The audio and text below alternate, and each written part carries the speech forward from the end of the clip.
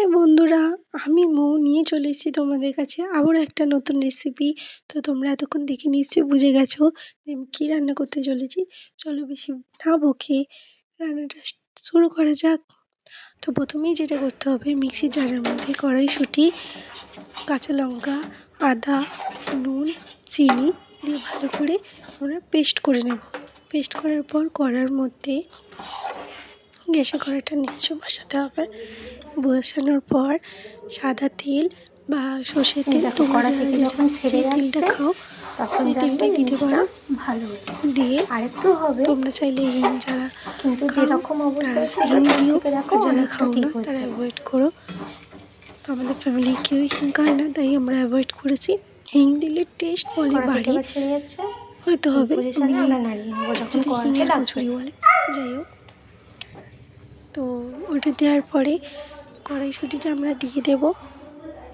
দিয়ে ভালো করে নাড়াচাড়া করে নিতে হবে 2 থেকে 3 মিনিট।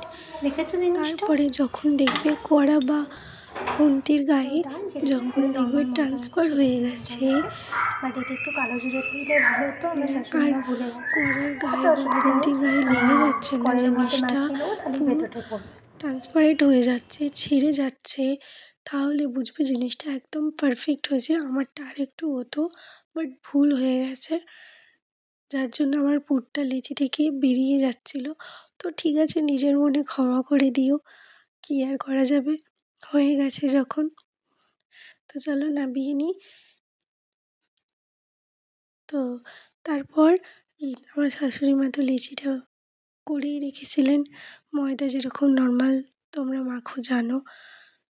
তারপর লেচি বেলে তেল গরম করে কচুরিটা গরমা গরম ভেজে নিলেই তৈরি আমাদের গরম গরম ফুলকো ফুলকো কচুরি। ইয়াম্মি না?